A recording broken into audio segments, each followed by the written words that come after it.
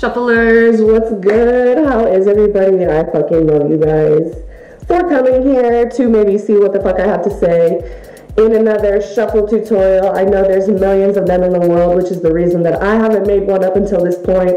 I felt like, why? There's so many you could watch from great shufflers who know what they're talking about and have articulated their point of view perfectly.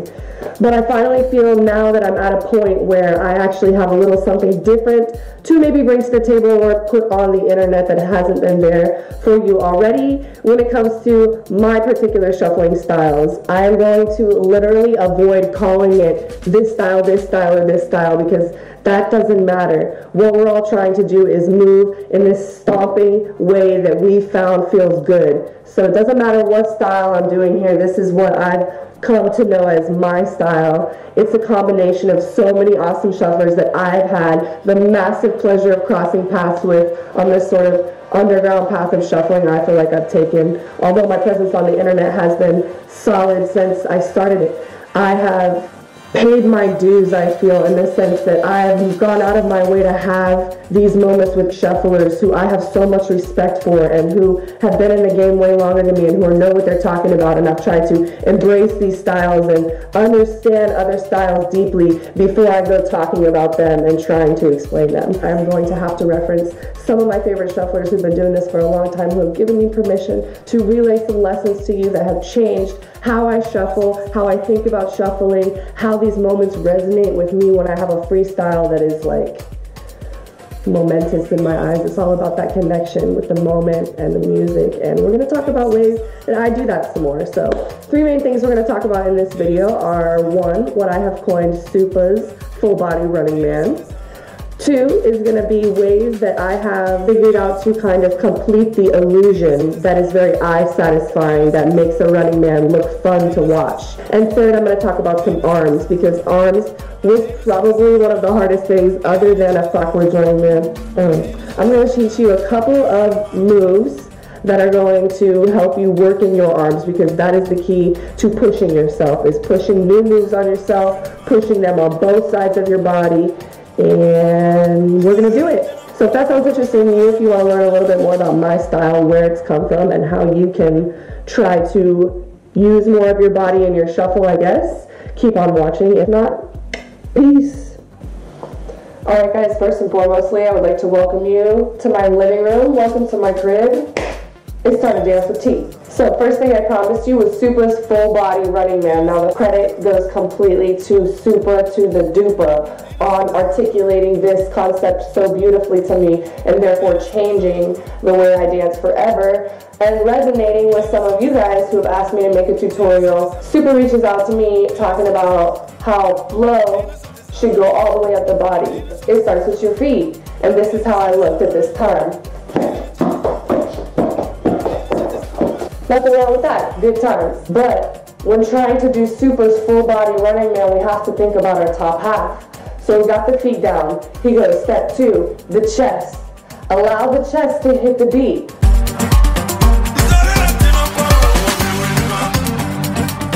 Third place flow is gonna go is your head, which seems like it should be the easiest and most natural to do. I mean, we all bob our head to the music by nature.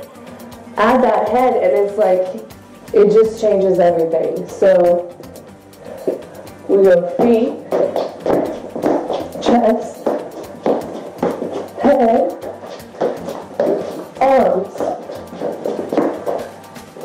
The full body works.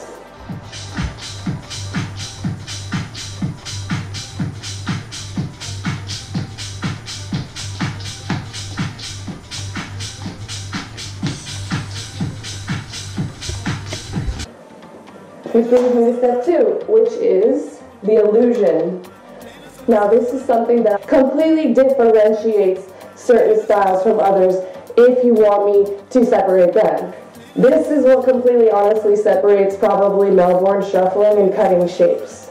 Shapers don't necessarily pay too much attention to the shape that they're creating as they move. Other than a couple that I've seen, like Billy, he obviously does, he covers a lot of space, and that contributes to the illusion he creates when he shuffles so much. It looks like he's on like the people mover in the airport. There's a couple that I have found, two of them specifically, that create an awesome illusion as you're shuffling, and you can either float on top of a figure eight or an infinity symbol essentially, or just a circle.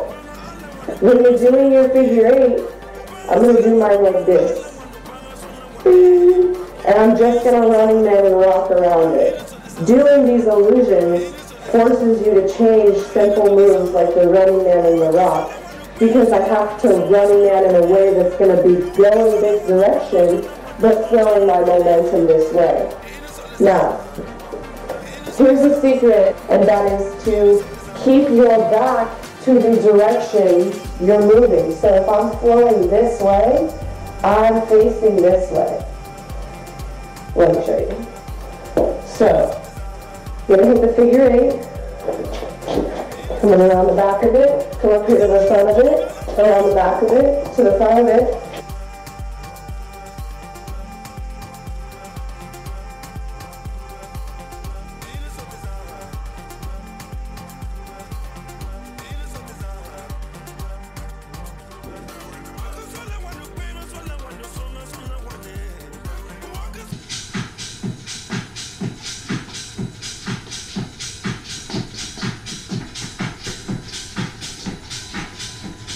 Looks good, but I'm facing forward.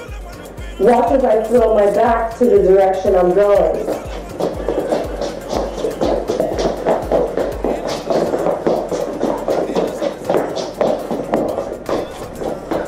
Keep your back to that direction you're flowing.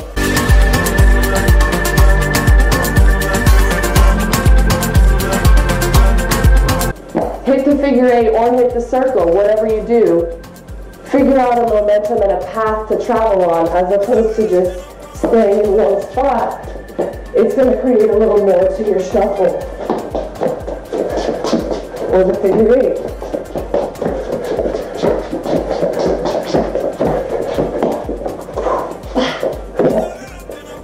So another thing about completing these figure eights or the circle when you're shuffling is that it really forces you to flow as opposed to chop. If you're forcing this circle, no matter what move you're doing, you have to do it in a way that's going to complete the circle, so therefore it almost has to flow. You know what I'm saying? So if you're running man, running man, running man, running man, you can tee, you can do whatever, you can just chop it up. But if you're doing all this in a circle, you have to do your T-separate moves in a way that flow well together. And it all becomes just a little more flow. Again, another differentiation between cutting shapes and Melbourne is that flowy way of getting from move to move. Not making one better than the other, just different ways of completing the styles. So I'm talking about running mans and rocking and stuff like that, and the illusion you can try to complete when you're shuffling if this is the style you want to embrace. I want to touch on the importance of that rock and that running man, which a lot of shufflers say, you know, oh shit, that running man, damn, look, that Cali style running man. And it's because they are the basics, you know, like a lot of shufflers these days get up on a scene and on Instagram, see a couple tricks and they want tricks. Thing about it is, when you see a shuffler do a freestyle that is extremely satisfying to your senses, 95% of the time, they've embraced the pattern of the music they're listening to. Most songs, I'm so terrible, I probably should have Googled the terminology before I did this, but songs run on those 4-bar patterns. A little drop, you know, 4/8 counts of music, and then a change of the pattern again. So what that means is, say there's a drop, you know, and a dancer from there, from the drop, is going to count 1, 2, 3, 4, 5, 6, 7, 8. 2, 2, 3, 4, 5, 6, 7, 8. 3, 2, 3, 4, 5, 6, 7, 8. 4, 2, 3, 4, 5, 6, 7, 8. And you can guarantee another drop right there. Thinking about it like that as a dancer, and thinking of your rock and your running man as your bass, I'm going to give you an example of a counted out freestyle that is embracing the pattern of music and not just trying to like throw tricks. So the music drops 5, 6, 7, 8. 1, 2, 3, 4. I'm going to come in on a hard rock. and show you that style that I have there. 5, 6, 7, 8. Switch to another move. I'm going to go to my rock. 4, 5, 6, 7, 8. I now know mentally that I have 2 more 8 counts before the song is going to change again into a new pattern. And I want to give you that pleasing freestyle, so I'm thinking about that. On 3, 2, 3, 4, 5, 6, 7, 8. Here comes the end. 4, 2, 3, 4, 5, 6, 7, 8.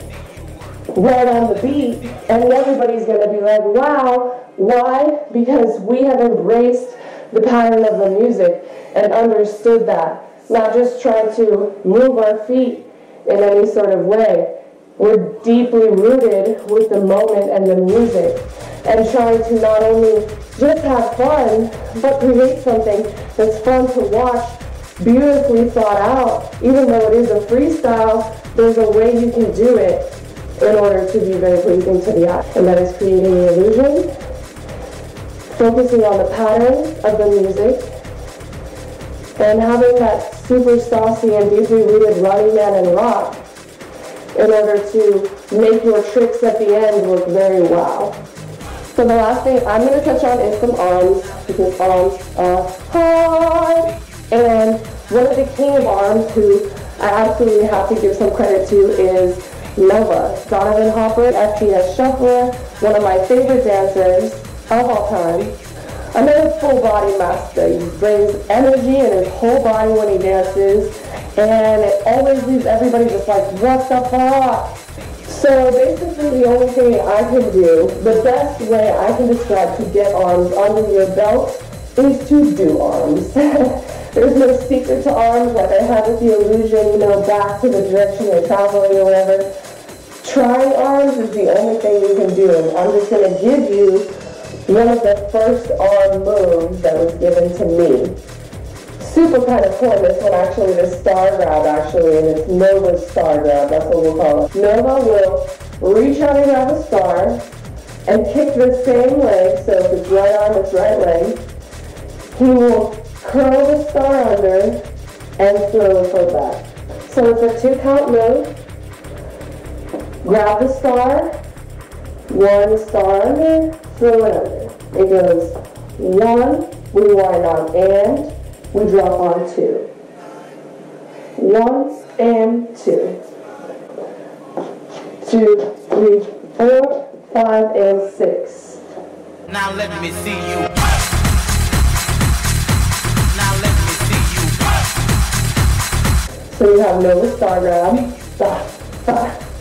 I'm going to give you another simple arm move that I love, and I call this the girls that shuffle cross. So this is one of my favorite moves that I see my girl Becky do, and it's pretty simple. When she chooses to T-step to the front, she'll throw a solid, quick little, tight arm cross. So we go boom, boom, boom, ha, boom, boom, boom, ha. And eventually you'll find your arms filling in the blanks in between what moves you have. So you're going through a freestyle, you feel an arm here, your arm will eventually do some of this. And then you'll go ba, ba, ba, ba, ba, ba, ba, ba, ba. Now let me see you.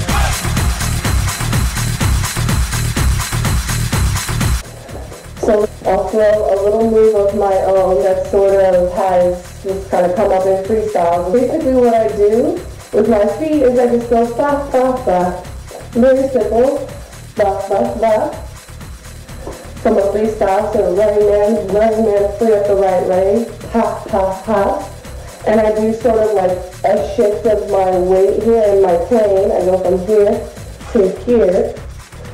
And my arms go out, we go boom, boom, boom.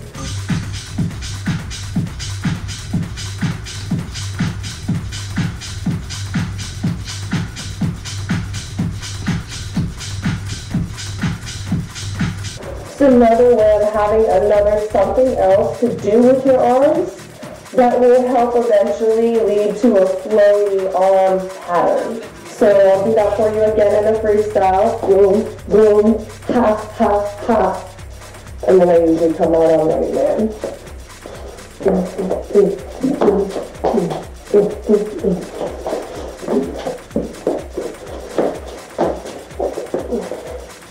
So that was good there.